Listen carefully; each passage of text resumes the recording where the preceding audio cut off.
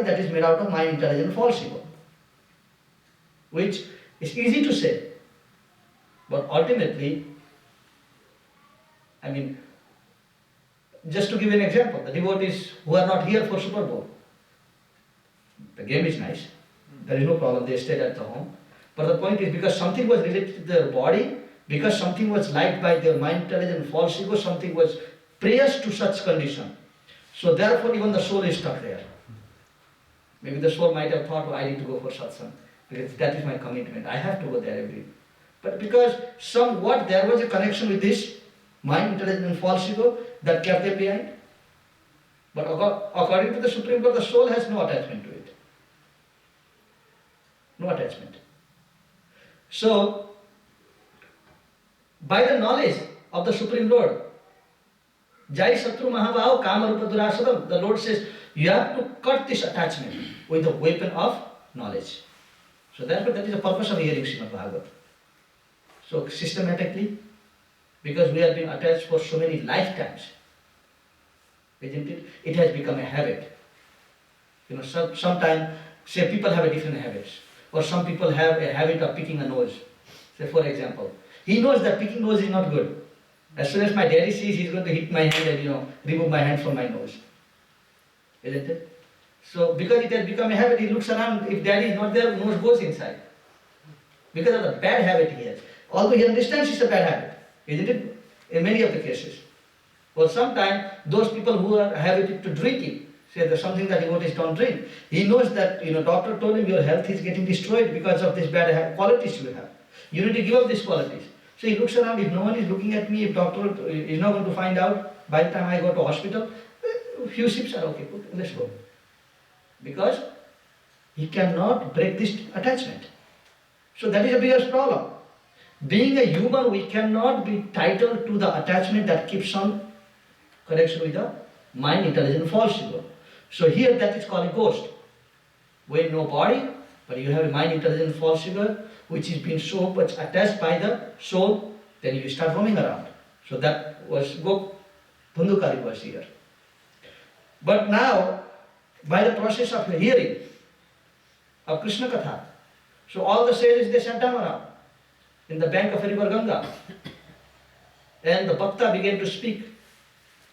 Now because he had no body, he did not know how to go and put himself. A wind does not go stay in one place for too long. He had to trap himself somewhere. So he went and entered into the bamboo stick that was kept there. According to Srimad Bhagavatam, he entered into bamboo stick. The bamboo stick have a knot, different knots, that in between knots so the air does not go out or anything. So he went and trapped himself inside. So the Bhagavatam started. And Bhagavatam took 7 days. So every single day one of the knot was breaking out.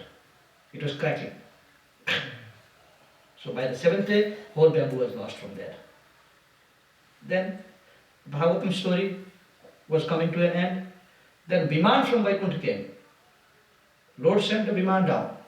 So at that time, the Vishnudutas came and said, okay, my dear Dhundukari, sit down here. So they were taking Dhundukari away. Other people thought, even we listen to this. We are also part of this Bhagavad. How come there is no Biman for us? Has rental car, finished all the Bimanas? That there is nothing for mine? They said, well, everyone hears Srimad Bhagavatam. But hearing is one thing, Manan Singh, Munina Mamalatmanam. Just like therefore, when I spoke of having a little exam last week, that was the thing. How much did you keep it with you? What you heard, that's a different thing. How much did you keep with yourself? Is it something that you just kept 3 names, Dhundukari, Devdas and Gokarna, and after that everyone is gone? So keeping that within yourself is very important. So then Vishnuduta said, although everyone heard, but not everyone were in a need of this moksha. Because for many people, the family life was running very well. They were becoming very nice, the wife was treating them very nicely, the children were treating them okay, they were not in a, yet as old house. So therefore they never thought that Srimad Bhagavatam is so important. Even if Krishna does not come and take me, I am fine, right? I am treated very well, but how long will we become treated well for? But this Dhundukari was in a desperate situation. He knew that I have to have that kripa of Krishna. I have to have. Otherwise, I have nothing. Isn't it? I was already wandering. So therefore, the scriptures say that to get Krishna, what is the price do you pay? Then Chaitanya Mahaprabhu says, Lolyam cha api mulyam. The mulya of greed. How greedy are you for Krishna? That is the price you pay, nothing else. And that is must. Isn't it? It's just like when you go to buy a car. If you are very greedy and you just bargain with him all the time, you might get few $100 down, few $1,000 down because you are desperate to have it. You won't leave the place. Or if they give you a first price and you are not in a big impression, you will say the guy is too expensive, walk out then. So when you go with Krishna, don't go with the idea, if Krishna takes it, that's okay. People say it is good, it might be good, but I'm not in a really need, my job is good. I want $10,000 a month, that's okay, there is no problem from that corner. My wife is still cooking, morning and evening, so I'm not having to eat, food from yesterday, that is also fine. My son calls me 2 days, twice a day, that's also fine. My families are doing okay, so I'm comfortable. So if this is the situation, then you can't really get Bhagavatam. That's what the problem is otherwise. What the Chanakya says, Sukharti tyaktajet vidyam vidyadhina kuto sukham, sukharthina kuto vidyam kuto vidyadhina sukham. He says, if you want to become very rich, and you want to live in this world for a long time, have a big ayu without any interruption, then think that you will never die. Because you want to earn good money, you want to live for a long time, think you will never die. And if you want to make a spiritual advancement, then think you can die at any minute. Then you will be serious about it. So that's what Dhundukari did. He knew that, the life means no means to me. I have to get Krishna now.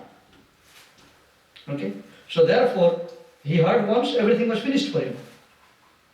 But other people, it was optional, they left. So later on, when Vishnu Dutta says, but you listened, but not so much attention was given. In between, when there was a break to go and take prasadam, you guys at least went and took prasadam because, you thought taking break from Bhagavatam and taking prasadam is fine. But this guy never even left the bamboo at any time. And he heard for 7 days, no drinking, no eating. So therefore, quality of his listening was better. So therefore, he is gone. So if you want to also get it, get the right mood now. So again, the Srimad Bhagavatam was spoken. Then everyone went to Vaikuntha. So this is the glories of Srimad Bhagavatam. I have 2 more chapters to cover, so don't get up yet. So, going into Srimad Bhagavatam,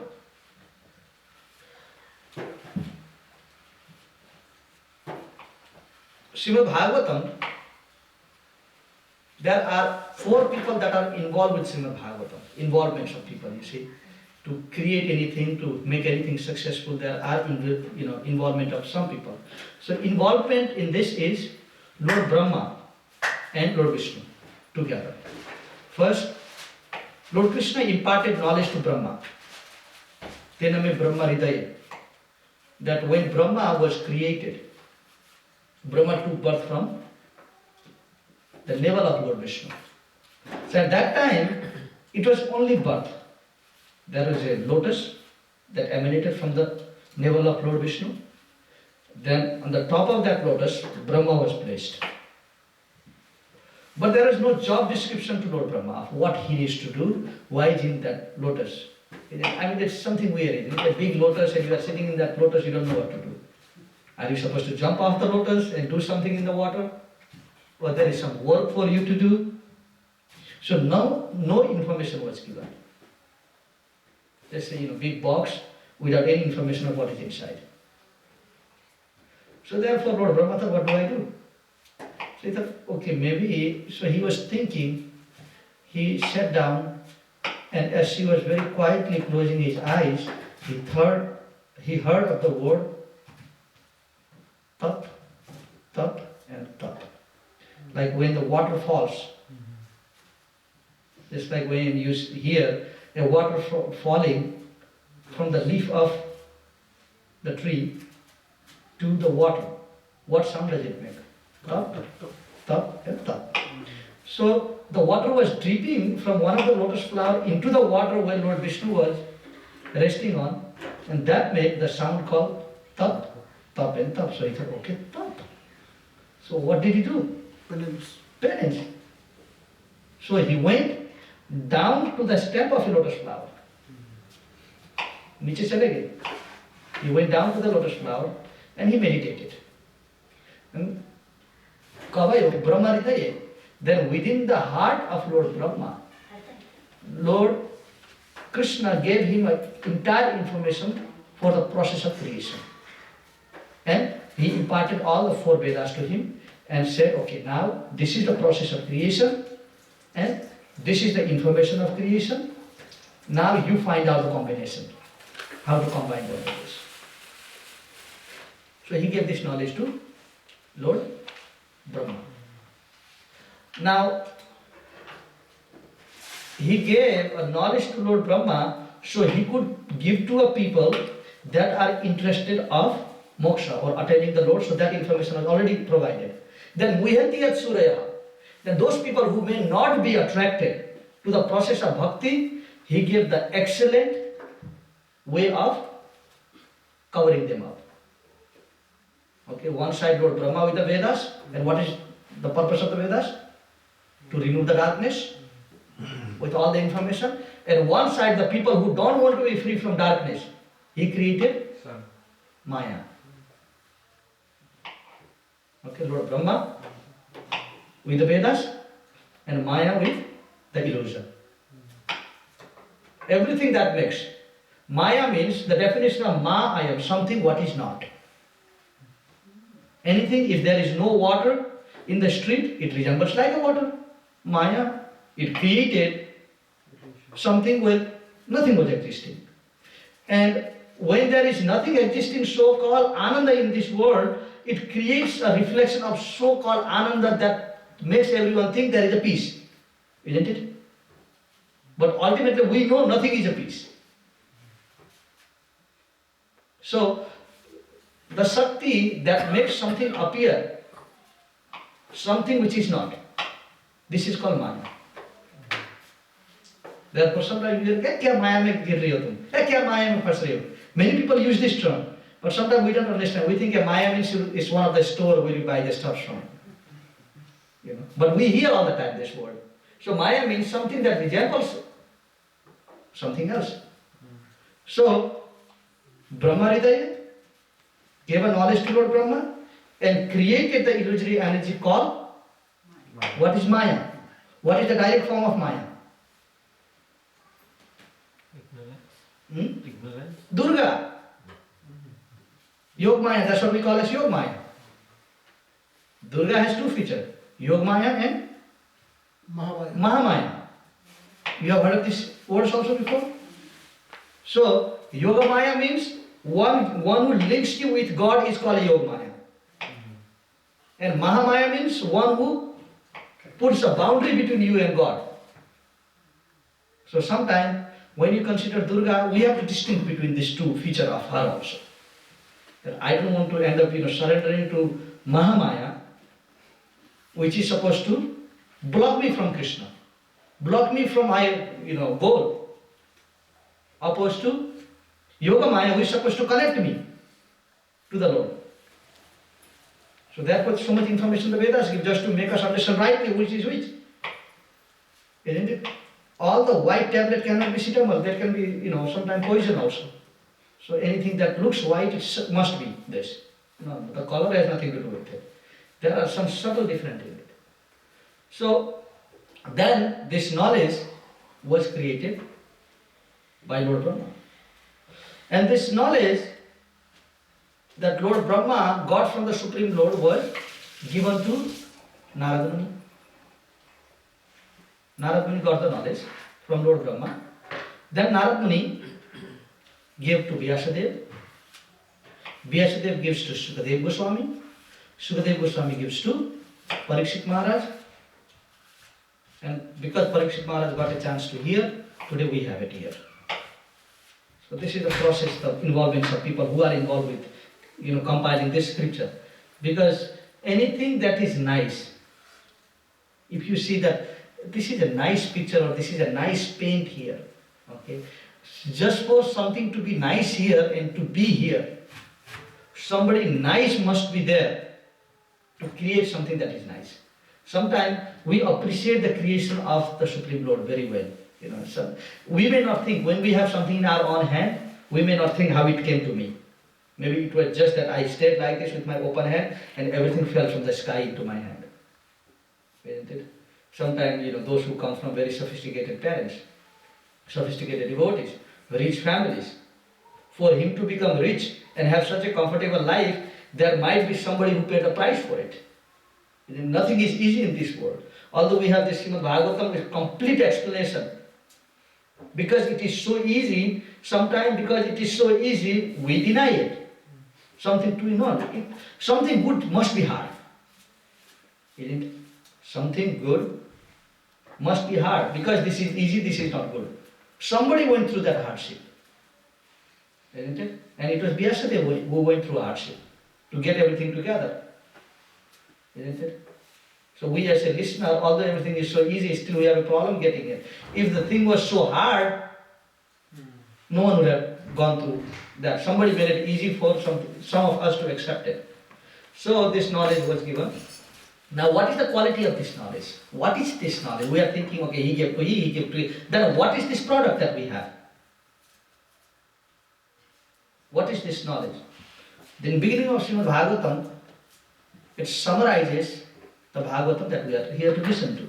It says, Dharmo projita kaitravo traparamo nirma saranam satam vidyam bhatrava sushivatam tapardayo mulanam Srimad Bhagavate ma munikrite kimba parairishwaram satyoridya barudyate tu kritivim sushuritakshanam. Dharmo projita kaitravo. This Srimad Bhagavatam has rejected every level of cheating concept. It has no reason to cheat anybody. In life we are all being cheated. Now, he's comparing this with other scriptures saying that, yes, at one point I was cheating people. Because Srimad Bhagavatam is the last book that Vyasadeva writes, nothing after this one. Okay? Now, if everything was good, everything that he wrote was good, why did he make this claim here? Saying this dharmo projita kaitavo atra paramo, this one here. It has nothing to do with any cheating mentality. I have no reason to cheat people.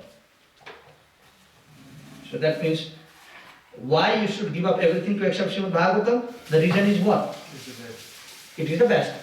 The author himself, just like in a society, if some company produces some product, okay, other company produces other one. So it is the nature of other company to criticize the first one, second one, third one, isn't it, for himself? But no company says that I was cheating people 2 years ago and I stopped cheating this year. Does anybody claim that? No? He might be rejected the second year also. We're saying, why did you cheat that first year? You might be cheating this time also now. So you are not accepted. But Vyasadeva is saying that previously it was materially motivated, this time not. So he admits, he gives a reason why people should just give up everything, just accept Srimad Bhagavatam because this is the best. I was making some mistake because I was mixing the process of pure bhakti with dharma, artha, kama and moksha. Then my Guru Narad Muni came to me and my Guru said, Vyasadeva, this is not right. Explain only about devotion this time. How people can be free from 3 problems that they have. That is, Adidevi Tarpatayo Mulanam. What is the jad? Mul means the root. What is the root cause of problem? Then Vyasadeva says, Tapa Trayo Mulanam. The 3 way of burning people. The people are all burning. That's what Vyasadeva says. What are they burning from? What are we burning from? Are you burning from? Anyone realizes that they are burning here? No? But he's saying everyone is burning. Now he tells us what we are burning from. He says, Adi Daivik Klesh, Adi Atmik Klesh, and adi bhautik klesh. Klesh means? Difficulties. Yeah, difficulties. He says these are the three types of difficulties that everyone is burning from. Adi daivi klesha means the problem brought to you by the energy or by the personalities that are greater than you. This is called adi daivi. Therefore we call devatas. Devatas are the living entities that are better than us. In other words, they control us, our life. So what is this adi daivi klesha? What does it mean? So what is the adi daivi klesha in New York right now? Storms. Cold, storm, snow, adidevi, something that you can't control. It is controlled by someone that is superior to you, and nothing can be done about it. And sometimes it can be very severe, isn't it? Some places where there is an earthquake or something like tsunami sweeps out and 60-70,000 of the people are gone, nothing is left. Anything can be done? No powerful country can do anything about it. So this is called adidevi klesha. Again and again, unexpectedly, people are tortured by this type of things. Yes? Then, second part is adibhautik klesha. Adibhautik klesha means other living entities who are struggling to exist in this world like you. Like we are trying to, find a place for ourselves, isn't it? So sometimes to find a comfortable place for ourselves, somebody is put into problem. Do you find that? That we do in our life so much? That some company is looking for a manager and there are position, there are 3 people who have qualified themselves to that position of a manager and they are struggling very hard. So now you have to find some way to prove that they are wrong, why you should become a manager.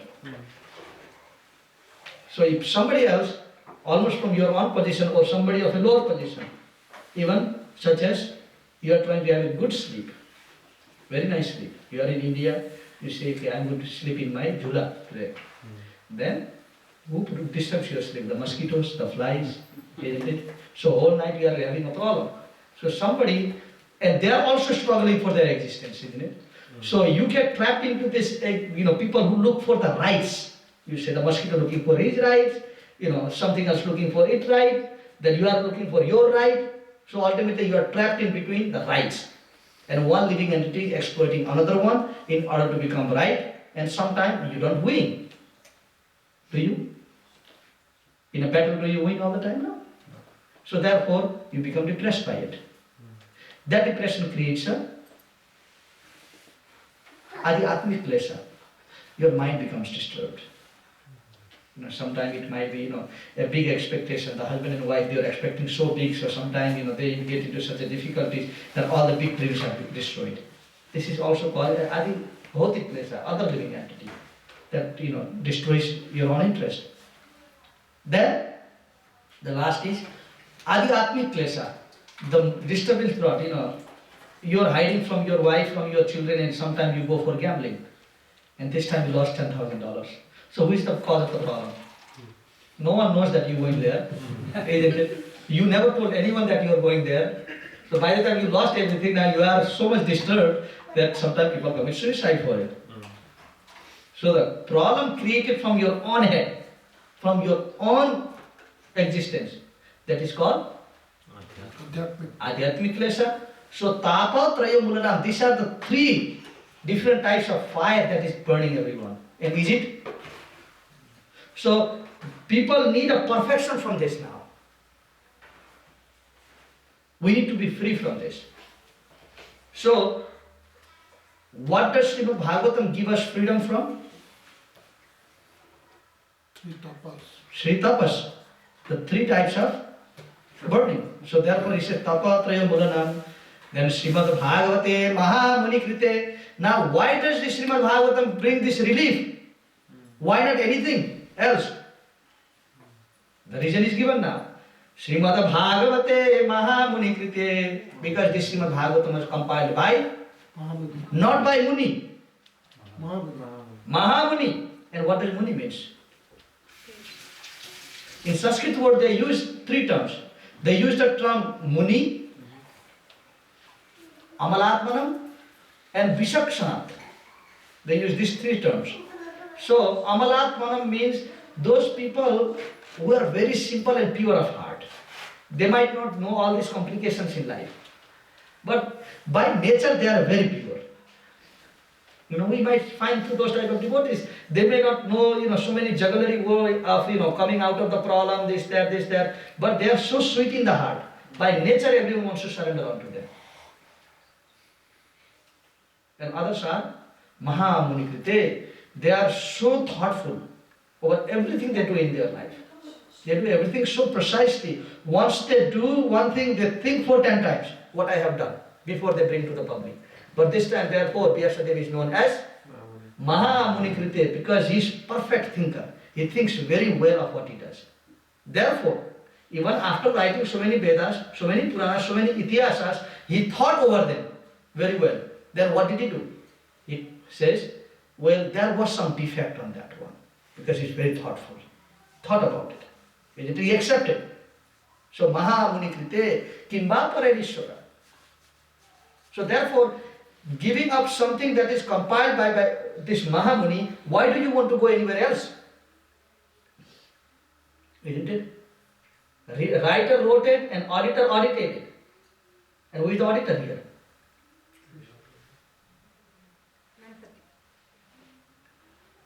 No, Ganapati. No, you are right. He did not audit. He just wrote what Vyasadeva said.